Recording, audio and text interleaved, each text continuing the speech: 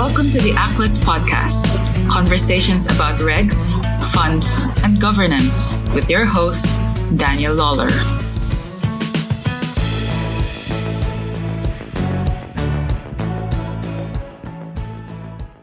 Hello, welcome to the cybersecurity episode of the Aquest podcast. Well, as we live our COVID-19 self-isolation lives and get used to working from home, a lot of firms are through that first phase of deploying their business continuity plan and actually being able to have all staff work from home and run a business. But for many firms, now is the time to look again at particularly the cybersecurity risks and the cybersecurity policy in place around this new working environment. Ideally, this is all done in conjunction with or even before BCP is deployed and new laptops are handed out and what have you. But if that's not the case, now is certainly the time to think again about how secure your perimeter is, how secure the devices that everybody is using, and is everybody properly trained to recognize the new risks that might exist in this working environment where we are all working from home. I'm delighted to have Shannon join me as my standing co-host on the Aquest podcast to introduce a different perspective in our funds conversation. So you're going to hear plenty from Shannon throughout this podcast and our podcast into the future. And you can find out more about Shannon over at www.shannoneastman.com. Our other co-host is Sam Glynn, who is an IT advisor for regulated firms, and he runs Code in Motion. He works with firms to reduce their risk, prove their efforts are compliant, and get the priorities of what needs to be done now. Cybersecurity is front and center of Sam's world. We're delighted to have him on the podcast today to discuss cyber, COVID-19, and regulated firms. Tons of content to get through, all hyper relevant for the world we live in today. So let's get on with the podcast. This is the COVID-19 cybersecurity episode. I'm delighted to be joined by Shannon Eastman and by Sam Glynn. Sam is, we're going to call you Sam, an IT and tech and cybersecurity expert, the right person to have in a conversation like this about COVID-19 cybersecurity issues, I think. Well, I would certainly be reluctant to say expert, but yeah, I help firms that in the regulated space get their head around what they need to do when it comes to IT, cybersecurity, and all of that magic. All of that magic. And how is the COVID-19 super lockdown going for you? Was it easy for you and your business to adjust to the lives that we're living today? Probably easier for me as a consultant because a lot of my work is on site with clients. So my office is wherever the client needs me to be. I'm lucky enough to have a home office as well. And I found the key to the lock, so I'm able to lock the door from the inside and keep the other inmates out while I try to get some work done. Shannon, thanks for joining us again this week. We had you last week as well. How's your lockdown going? Grand and happy. It's pretty comfortable over here as well. I wouldn't be too dissimilar to Sam. I have remote working set up. I think I was about 50% before COVID-19. I've just become 95 or 100% now. How about you and the 3 kids? How's that going? Don't ask. I'm still trying to manage them. It's funny, I did a Zoom call last week and had a chap on the other end of the video line. His little toddler came across the back of the screen and walked right through and out the other side, and nobody batted an eyelid. So yeah, we're kind of getting used to this as the way of working. It's different, but it's okay. We get on with it. Yeah. So Sam, cybersecurity obviously was already an issue that was close to the top of the list for the regulator here and for regulated firms by extension. But with what's happened and how firms have kicked in their business continuity plans and are working quite differently now, well, this has really shot up the list of hot topics for them. How did you find firms in terms of how well ready and able they were for this shift into the new normal of COVID-19 working from home? Yeah, I think you need to look at the culture, the history of the firm to assess, how they reacted. I mean, some firms, the newer firms, the smaller firms, would have started out when the technology to work remotely and securely existed. So that's how they started out. For larger firms, more traditional firms, more risk-averse firms, they would come from a world where, well, the way you secure things is you put them in secure facilities. So you have your secure data centers, you have your perimeter security around those things, you have your secure offices, you put your staff into those things, and then you secure the perimeter of those locations. And what has happened here is, while they might have had business continuity plans to deal with an office outage of a week or 2 weeks, and their plans might have been, well, we have this warm standby location where we've got a certain number of desks where our key staff can work from there, Our executives have iPads or they have laptops that they can work from home. For the majority of staff, they'll just wait it out until such time as the office gets back up and running. That would have been the traditional business continuity plan. That plan doesn't work when we have a situation where, it's a full country shutdown lasting months. People can't get to the office even if they wanted to go. So the idea of having another secure location no longer works out. So I think for a lot of traditional firms, it's been tough because they've had to adopt very flexible working practices, having come from nothing like that. So does that include things like buying laptops overnight? Yeah, I think I was saying that to you, Shannon, that I went through a few of these with a few clients when we saw this coming, and it was simple things like, how do we get our hands on laptops? Now, if you're really under pressure, you go to Currys or Argos or wherever you can get a laptop. If you have a bit more time, you try to source laptops that are designed for the business environment, just to make it a bit easier to secure those things and introduce them into your corporate world. But, needs must. This did come quite quickly. Whatever about COVID itself, I think the secondary effects of like that school in the north side closing down because one kid had been to Italy skiing, that suddenly dawned on a lot of firms to say, well, it doesn't really matter when this illness or this pandemic comes. It's actually all of the things that are going to happen to try to minimize that will impact people. So they have to work from home because their kids are there or whatever like that. I'm curious to know, how did you prioritize? So let's go back 4 weeks. The kid that just came back from Italy skiing, the next Monday, there was like, okay, here's the 7 things that we have to do in the next 3 days. Was there a list that existed? Was there a time frame that was that intense? Yeah, I mean, firms will have a sense of, well, what are the most important business processes? And if they've done business continuity planning, they'll have done a bit of a impact analysis and things. So where we would have started was to say, well, what are the most important areas, the most important processes?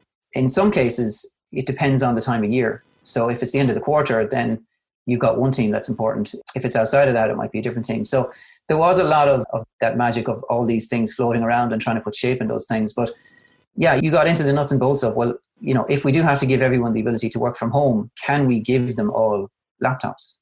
Do we have the ability for everybody to be given a laptop so that laptop can be secured to the same level that the desktops that are sitting here in the office are secured? What do we need in terms of other IT bits to keep those things secure between wherever the desktop is in someone's house right through back into the office or into the cloud or whatever? So there was a lot of technical things. And then, so you did a lot of the things you needed to do, but you also needed to try to keep in mind the security side of things, because the regulator is not going to thank anybody for just opening up all systems to all people from anywhere around the world just because of this event. So there was a second phase, and hopefully the second phase happened as quickly as the first, whereby whatever solutions were put in place, the security of those solutions was considered. And in the third phase, if you were in a rush, the third phase tends to come after the first two, and the third phase is proving what you've done, to prove to your stakeholders, your board members, your risk and compliance teams, your regulators, that what you have put in place very quickly and in that rush, that those things still manage the risk appropriately, do not expose the organization or customers' data to significant risk. But it was an interesting time because you had the contradiction of having to move at a lightning speed while also keeping in mind the need to consider the solutions you were putting in place to make sure that you had security nailed.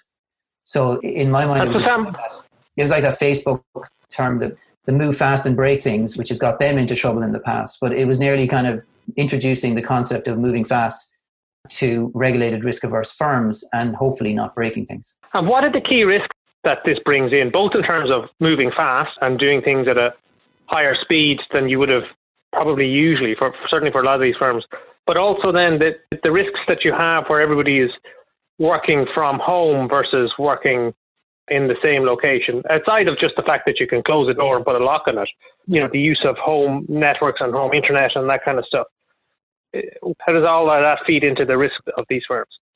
Yeah, I mean, you'd nearly look at say, well, what did you have to change in your response? So, like I say, if you were already enabled remote working and things like that for some staff and you just did the same solution for more staff, then just make sure that whatever you've done for those additional staff aligns to what you've done for the first phase. If you've had to do it quickly, then maybe you struggle to get the appropriate tech or the appropriate devices to enable you to secure things. So simple things like somebody was given a laptop, or they're told, okay, look, you can access your email from your home laptop. That introduces the idea that the company's data within those emails is now stored on the individual's laptop, or at least accessible from that laptop. So what state is that laptop in? Can you trust that laptop? Is it up to date? Does it have security software and measures on it to ensure that an unauthorized third party can't get at the data that the staff member is looking at?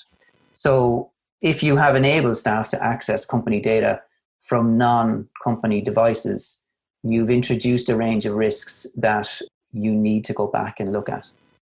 And we're kind of moving into the data protection world now, whereby you have a mix of company data sitting on a device that also has personal data on it. So if someone says, well, they lost a phone and that phone had their emails on it, how are you going to prevent that data from being accessed by whoever finds the phone? So do you know what security is on the phone? Do you know if it's pin locked? Do you know if it's encrypted? If it's not your device, how are you going to remotely wipe it? And then how can you remotely wipe it? Because the individual's personal data is on there, their photos and things like that.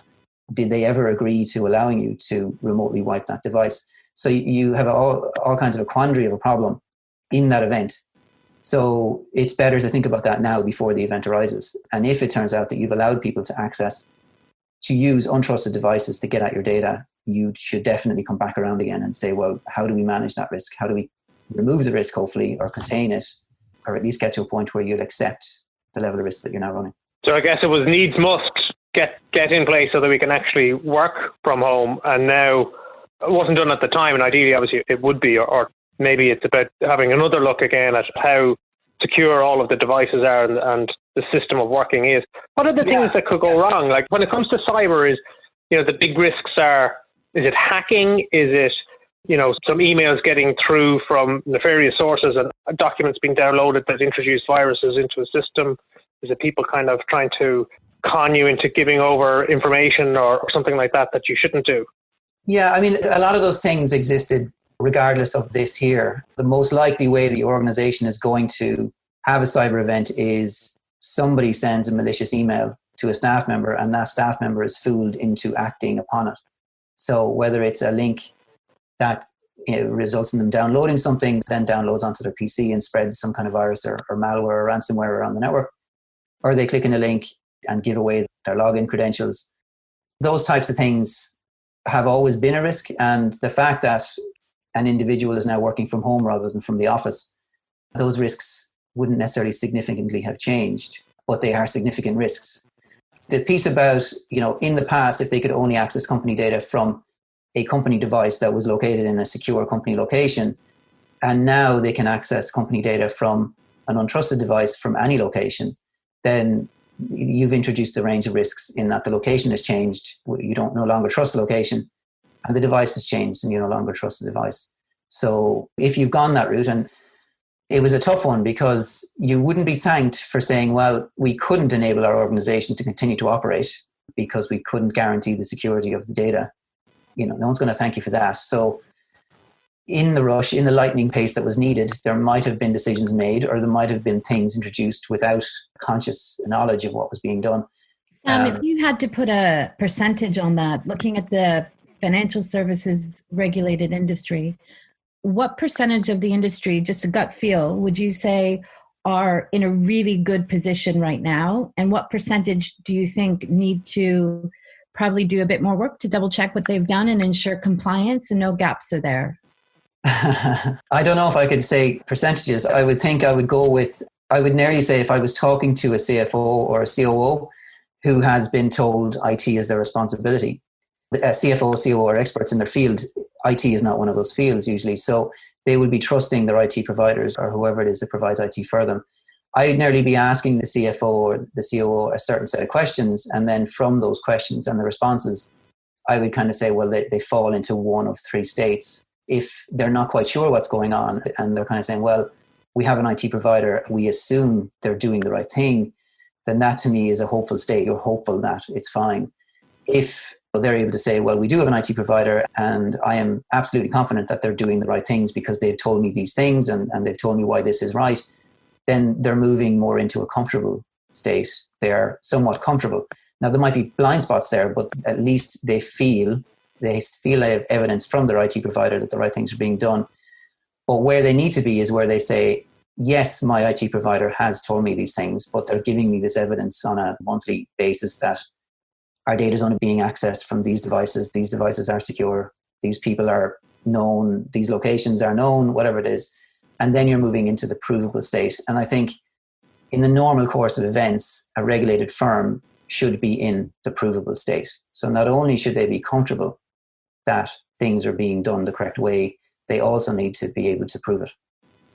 And just make it really practical. A provable state looks and feels like what? It's the phrase of, I think it's Google have it, it's trust but verify. You trust your IT providers, you trust your whatever, because you can't know everything. But you also verify it. So you look for evidence. So you're provided with evidence of, these are the events that happened in the IT world within your infrastructure. These are the events that happened. And events happen all the time. There's people out there always trying to break in and do things. This is how it was responded. This is why it was not an issue. Or this is how it got through a defense. And these are the steps we took to deal with that. This is what we've learned from it. So it's the constant learning, it's the constant monitoring, and it's the evidence of that. How far away do you think we are from a very public, real hack in the regulated industry? These things happen all the time, but I don't think people really take much notice of it until it's either themselves or it's a firm that they know. If you look at the data protection side of the world, I mean, the number of personal data breaches that are reported to the regulator is insane. And a lot of those might be staff error, but a lot of those might be a third party, malicious action on a third party. But then go back to it again and you look at, well, how did it start? A lot of the time it starts with the malicious entity sending an email to a staff member, the staff member inadvertently being fooled by it, and then that kicks off a chain of events. So while you might have technology, and I love technology, might have all these technology bits to secure the data, but if you have an individual that doesn't understand the role they play, then it's no different than you have your house, you have your locks and your windows, but you have your 6-year-old opening the door to whoever rings the bell. Good point. And I'm saying that because I spend a lot of time at home now, and my 6-year-old is opening the door to anyone that rings the bell. So nearly in the real world, you think about your house, you think about the things that are valuable to you in your house, and you think about how you secure those things. But you need to recognize that locking the windows, locking the doors is fine, but there's other ways for people to get in, and the easiest way for people to get in is to just ask. Wonder what the regulator's take is on all of this, Danny.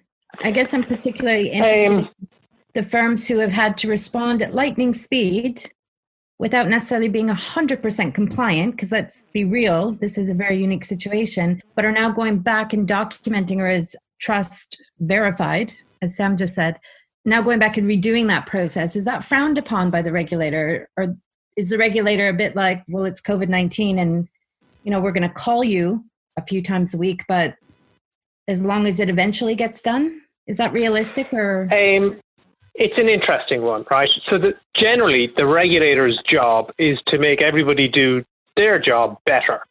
So no matter which of the three categories a firm is in, even if you're in the very good category, the regulator will always push you to do better because new risks emerge and things can be done better. They will always expect improvement, and they will always expect firms to try, not to sit on their hands or rest on their laurels and move on. When it comes to the situation we're in at the moment, the regulator will be practical. They will understand that you've had to move quickly, that you are doing the best that you can do at that particular time, taking into account your obligations. Once you have got through this first initial phase, then you're revisiting and looking to do it better, and then you're revisiting and looking to do it better. There will be an understanding from the regulator's perspective that this was done, in some instances, and some parts of it done very quickly, and may not be perfect, but was as good as it could be at that time, with an expectation that you will revisit and try and improve. Now, that isn't a free hand, though, for firms when it comes to cybersecurity, for a couple of reasons. One is that regulated firms are under regulatory obligations to have business continuity plans in place. So the regulator will expect that firms, when it came to pushing the button to have to move to work from home, that they were starting from a place where they had a plan that existed and had been tested and worked, albeit that the scale and the duration is longer than we would have seen in other BCP situations like, storms and what have you. And on top of that, then, cybersecurity has been something that the regulator has been interested in and asking firms about for a while. Their cross-sectoral guidelines, I think, are 2016. They did a Dear CEO letter 2017, and they did climatic inspection and Dear CEO letter to industry only in early March. So the regulator will have expected, again, on the cybersecurity front, that firms are not starting from zero, that they're starting from a base where this is already on the agenda and they already have cybersecurity plans, that there's some sort of inventory of their assets, that it's something that's on the agenda for the board. They'd already worked and are working on introducing a new pre-approved control function. I think it's proposed to be PCF 49 on chief information officers. So you can see that they're already of a mind that IT and cybersecurity should be something very much in the forefront of firms. So while the regulator would have some, I don't know, leeway is the right word, but they'll have some understanding that firms have had to move quickly and will want to revisit and do things better. They would still expect that firms are starting from a decent level, a decent base cybersecurity risk management, and not starting from zero. And on top of that, they have been in touch with, for example, fund management companies and are asking for weekly updates on 5 different items from every manco. And one of those items is BCP, and one of them is cybersecurity. So they will certainly be interested to know how firms are performing now and what they're doing to get better. And they will understand that there will have been stresses and strains and demands in putting in place BCP and cyber security arrangements around that. I don't think to be terribly tolerant if firms are starting from a very low base. They shouldn't have been. They should have been further up the curve than that. Sam, I've been hearing that a lot of regulated firms are getting phone calls a lot, more often than before. Do you know of any firms right now that are getting these type of calls in the area of cybersecurity? And I guess I'm curious as to what are the questions specifically about cybersecurity right now? You mean the firms are being asked by their clients what they're doing in this space? The CBI is asking regulated firms or checking in or calling them to see progress on several different areas. But I'm just wondering, what is the CBI asking specifically in the area of cybersecurity? Or what do you think they're looking for? I think Danny mentioned it there. I mean, they issued quite a good document in, I think it was November 2016, around their expectations of cybersecurity. And I think within that were 4 pillars. But when you actually got into it, only one of the pillars was really about the tech side of cybersecurity. A lot of it was just into how are you feeding this into your risk management frameworks? How are you reporting it up through your governance? And again, I think Danny mentioned the letter that they've sent out to asset management firms to make sure that the board is aware of their expectations and what they should be doing. I think maybe in this COVID world, maybe they're seeing the reality of firms to do what was right for their customers. They had to move at lightning speed to ensure they're capable of operating from remote locations. And they are probably cognizant of the fact that might have opened up additional risks, and they're coming back around to say, well, don't just rest on your laurels now. You need to make sure that you've identified those risks and you have a pragmatic plan to deal with those risks. Have you got any thoughts on what a pragmatic plan should look like? Just a high level bullet? I think it goes back to, you look at the firm, what kind of state was the firm in before COVID arrived? So if they're in a provable state before COVID, then you look at, well, what have you done since then? What have you had to do? So if you had the traditional BCP plan of the second site where you were going to send a lot of your staff to work from there, then that isn't a workable solution here. So you've obviously found another way to enable them to work from home. So if they're working from home, there are elements of the physical security about home, which is more policies and staff awareness. In the past, you would have talked about people working from coffee shops. That's not likely here anyway. But I think on the device side, if they're working from home, what are they using? And if they're using a device that hasn't been issued by the organization, then I would think that's where they need to focus their attention. That and the idea that if, when they're logging into systems, are there restrictions on the systems to ensure that individual is who they say they are and they're coming from a location that you would expect them to come from. As an example, if a firm has Office 365 as their email environment, by default, that is accessible to anyone from any device around the world once someone has a username and password. But there are very simple steps you can take within Office 365 to restrict those things down. And the most important one is enabling two-factor authentication or multi-factor authentication. So an individual has to have their mobile phone to put in a security code. So if someone was able to get a staff member's username and password, perhaps because the staff member clicked on a malicious email and entered in their username and password on a malicious website. With two-factor authentication, that won't be enough for an unauthorized individual to gain access to the company's email system. So it's looking at, well, what has changed since COVID in terms of where the data is and where the individuals are and the devices that the individuals are using. Looking at what had to be opened up to enable access from different locations and what has that opened up in terms of risk and how do you bring those risks back down? I'm just wondering from a human behavior perspective, because a lot of how you protect yourself and your firm from cybersecurity is around how people behave and how they follow the policies and the training that they've received. I wonder, is there a risk or is there an issue with people now working from home and working in a very different environment that there's a risk that human behavior does something to mean that where they would have followed procedures with the uncertainty or the different environment that they forget to do that, or that things slip through that wouldn't have done when you're sitting in an office in your suit 9 to 5? Yeah, I mean, we could go down a whole rabbit hole here, but the first thing is going back to the device they're using. So they're at home. If they've been given a company device, but they're at home, they're probably mixing personal computer use with company computer use. So while I've talked about the concerns and the risks that you're exposed to if they're using a personal laptop, if they're using a corporate laptop, but they're using the corporate laptop for personal purposes, then have they been told what the company policy is on that? So whatever about them going on to Amazon to buy God knows whatever in their lunch hour, they might be doing other things using the laptop as part of their private lives that the company doesn't want to be aware of, but unfortunately is probably going to become aware of it because they're using a company device.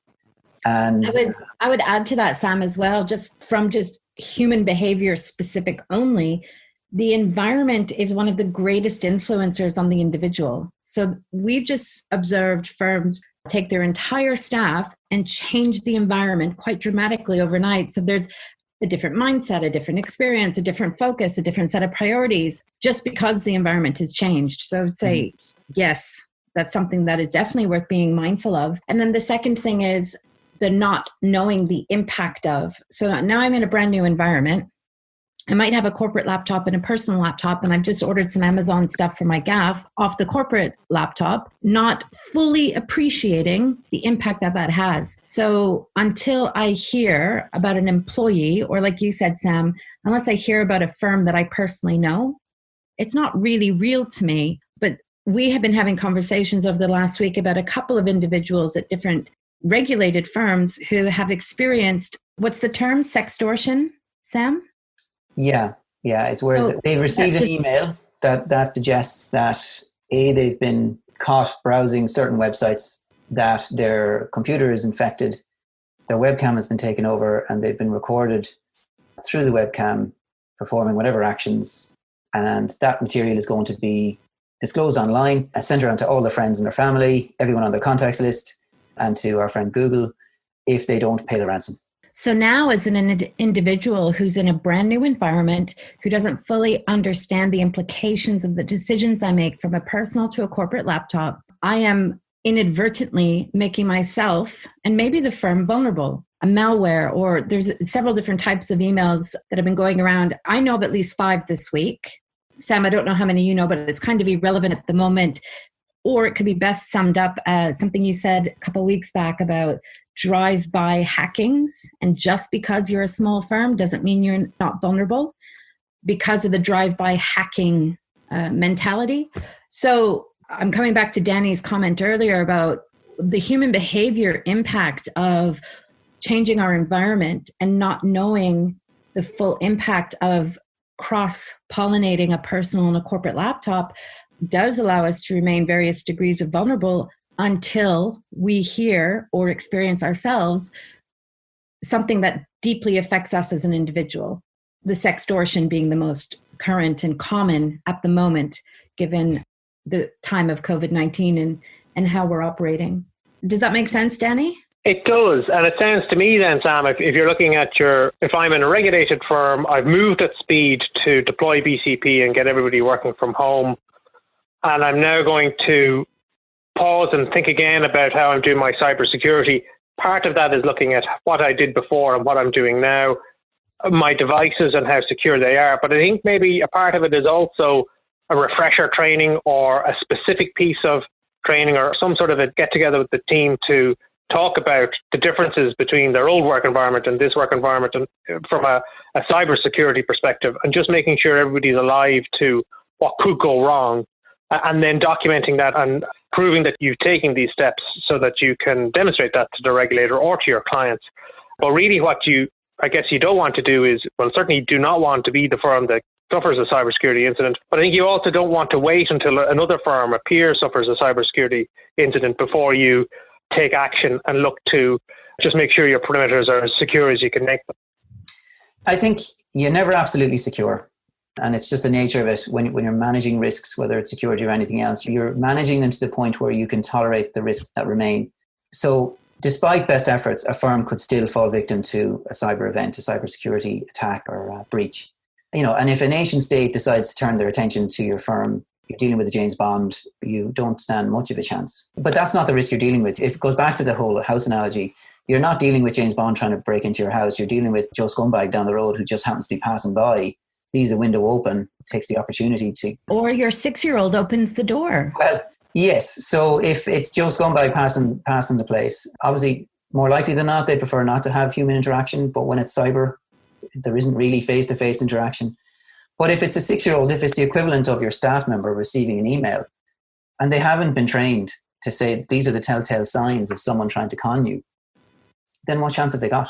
I mean, we hear about the con men who attack pensioners and fool them into saying that they're from the ESB or they're from whatever. They get into the house, they ransack the house, and you think that's so sad. But if staff aren't trained, then you're pretty much leaving staff in the same situation. They're vulnerable. They don't know what to look for when someone knocks on the door or when someone sends them an email. Do you think that there's an appetite on the employee side to really take the cybersecurity training seriously? I'll tell you when I've done it, and I do find it quite interesting to do these things because you do get the scenarios from people about what they faced. But what they're most interested in and what really gets their attention is when you talk to them about their personal situation.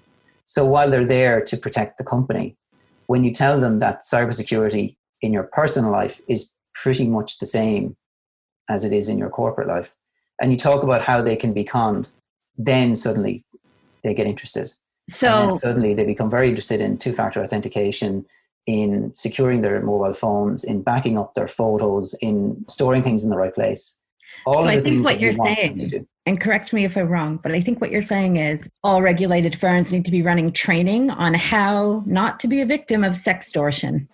They should, and they probably are, or I would hope to think that they have done at least something around making people aware of how they play a role in the firm's cybersecurity defenses, in the firm's general security defenses. But making it hyper relevant to the individual, to the employee, so that they're not personally invested in their own safety, well-being, and security, which indirectly spills over to the firm and is a benefit for the firm. I mean, your behavior is behavior. I mean, you're not a completely different person when you clock out as when you're logged in. But I think the training can be a whole gamut of things.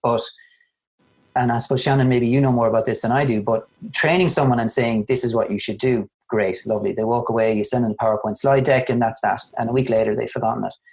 The testing bit that needs to follow up after that, where in a safe environment, you test them. So you send them an email, which is just like a dodgy, malicious email, and you see what they do. You don't target them on an individual level to say, well, you kept on failing that test, but it's an indication of how effective your training is. Brilliant. Because if you're doing the training to tick the box to say to the regulator, I've done the training, you're not dealing with the real problem here, which is your staff are your weakest link. So if you're dealing with the real problem, which is how do I make my staff no longer be the weakest link, then you will lead down the road of telling them what goes on, telling them how not to be a victim, and testing them for their own benefit. So seeing how they deal with it. I've seen the best trained people with IT backgrounds and they still fall for the scams because they're hit at just the right time with just the right type of information.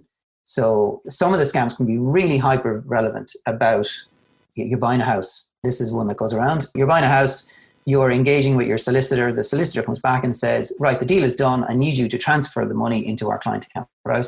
And if that's all done by email, and the solicitor sends the IBAN details back to the individual to say, this is the IBAN of the client account, then all it takes is for an individual a malicious individual to have gained access into the solicitor's email system or into your email system, adjust that IBAN number, and then let the email through. Wow. And you've just sent your deposit to the wrong place. You said something there, Sam, that from a human behavior perspective is so important. Simulation. So testing through an actual experience or a simulated experience that allows employees to learn, that gives the firm a visibility of how employees are doing. Simulation is by far one of the most effective ways to train, but have movable metric so that Yes. you can see a distinct change in behavior before simulation and post simulation. Yeah. And it'll prove to you if the training is effective. So you can't say our training is effective because we had everyone in a room for an hour and they went through a PowerPoint slide deck. Is that effective? Are you getting the results you need? So testing in anything to do with risk, you have to test. You say, well, I've got backups. Well, the backups are no good unless you tested them. I've got firewalls. Well, the firewalls are no good unless you tested them. I've got staff trained. Well, the training's no good unless you tested them. So like a lot of the evidence that the regulator looks for, that stakeholders will look for, is just evidence to say, well, how effective, what we've done. You've told me loads of things that we've done. How effective is that? So I see a lot of IT providers, managed service providers saying to firms, well, firewall, you have this, you have that, you have the other, and it's loads of techie stuff. They don't answer the question, how is that effectively protecting the organization? And when you go at it from that, everything that we do around cybersecurity, around anything, you start with how effective is it? The other thing you mentioned there that resonated is where you said, oh, you're ticking the box to satisfy the regulator. You hear that more often than you'd like, but there's certainly some firms and some mindsets take the approach of, well, I'm doing it because the regulator told me I've got to satisfy the regulator. But actually, if you step back, you're not doing it because the regulator told you to do it, or the regulator didn't tell you to do it just so that you can tick a box and get back to them. The regulator has identified a risk to your business and to your consumers and your clients that you have to take steps to address, whether it's cyber or anything else. So you're not doing it for the benefit of telling the regulator, you're doing it for the benefit of your own business and the risks to your own business. And I think if people perceive it that way, like you say, bringing the training down to how it affects me personally, bringing it to businesses, this isn't about ticking the box for the regulator. This is about your business and your clients and your own viability, to just be more personally invested in it rather than thinking it's a compliance exercise. Yeah, I think the regulator guidance when it comes to this stuff is, if you get that guidance and you go, oh, I never thought of that, then it's like the last line of defense the regulator is saying to you, you do know you should be doing this. When you get guidance from a regulator, what should be happening is you look at it and go, yeah, I'm comfortable there. Maybe I'm not provable there, but I'm comfortable. You don't want to be looking at the regulator guidance and either being in despair. And I would like to think that you're not in the hopeful stage, that you're hopeful you comply. You should be in a position whereby you are comfortable that what they're suggesting or what they're expecting, you're comfortable that you're doing it now. And you should just be moving into, okay, I can prove that I'm doing it now. But anything around cybersecurity from the regulator, of what I have seen, you don't sit there going arguing the point. You go, yeah, I suppose in a way they're nearly the industry body saying to you, these are the risks that your peers are exposed to. We're seeing the issues that are arising with your peers. We're letting you know so that you don't have the same thing. The worst position to be in is all of this guidance, like November or September 2016, this stuff came out. And again, in 2016, it should have been well known to firms. But the worst place to be is you have an event, you have a cybersecurity breach of some sort. And then someone turns around to you and says, it was so basic. I can't believe that they got through that way. So all these media reports about sophisticated cyber events, the vast majority of them are not sophisticated. But it's just nice to be able to say, well, we did the best we could, but it was a sophisticated criminal. It probably wasn't sophisticated. It's more likely it happened because the firm didn't do the basic stuff that the industry, the peers, the regulator have been talking about for quite a while. Given that we're likely to be in this new normal forever, and certainly in this working from home for the foreseeable, and cyber is going to be part of our conversations for a while, is there advice you can give to firms for things to do as soon as they finish listening to this podcast to make their own systems and procedures and parameters safer? If they've been able to get their firm to work in this new world and minimize the disruption, then they've done a good job. At the end of the day, they need to make sure that their clients are being serviced. In terms of the tactical immediate things, I would say have a look at what's changed in terms of the devices that people are using to access data. Can you trust those devices? And if you can't, start looking at how you can contain the risk. how you can contain your data, secure it off so that that untrusted device doesn't cause a risk to your data. In terms of the longer term, at some point we will go back to normal, and we'll say normal in quotes. But now that people are working remotely, I think for a lot of firms, or at least for staff in a lot of firms, it has opened their eyes to a lot of the benefits. Obviously, there's downsides where you've got your kids in the house and you've got your beloved partner in the house that you now want to kill. But eventually, people will go back to work. They'll go back to school, and you'll go, well, why the hell am I on a bus or in a car for an hour and a half a day, into work, and an hour and a half out of work? So I think it has maybe opened the eyes to people, even those that are in traditional financial firms, that the whole idea of flexible working, remote working, is something that we should do and continue to do. And this isn't just about, a temporary thing. Maybe the firm should think about, well, why don't we make this permanent? And then what can we do in terms of our technology, our policies and our people around enabling that kind of flexible remote working, but enabling it in a secure and compliant way? And think about that. So wherever you are now, maybe think about when you have time to think about, what is the roadmap to get you from where you are now, which might be a bit higgledy-piggledy, and maybe there's a few risks and a few things. I saw your roadmap, Sam, over at your website. I think we might just link that in here because that roadmap seems quite concise and a nice starting place for firms to either audit what they've done to date and say, yeah, we're good, or maybe find a little gap or two to say, well, maybe this is where we focus on now. Yeah, thanks for that. I kind of see it as the 4 W's. It's the where phase, the what changes need to be made, why are you doing it, and then what you do now, what you do immediately. And the where phase is that kind of saying, well, where are we now? Where could we be? And in terms of where could we be, we take into account the risk appetite of the firm, the budget capabilities of the firm, the capabilities of the IT providers, all of those things. And from that mix of what our constraints are, what our risks are, what our budgets are, and what the possibilities are, we come out with, well, pragmatically, what is the right place for us to go to? So you've a sense of where you're now, you have a sense of where you really want to go to. And then we identify, well, what needs to change to get you there? And then we talk to your stakeholders, your board members, your risk and your compliance teams to ensure that you're reflecting their concerns and giving them confidence that you've got the right roadmap. And then once you kind of have that business case and everyone has agreed with where you're going, we then break it out into the iterations of, well, what will we do first? What iteration will we do? And that breaks into planning it, performing it, and then once it's there, persisting it, and all the while making sure that you can prove it so that every step you've taken and the direction you're going, you can prove to your stakeholders and to your regulators that it is appropriate for your firm. Nice one. Thank you, Sam. Really enjoyed this conversation. Thank you.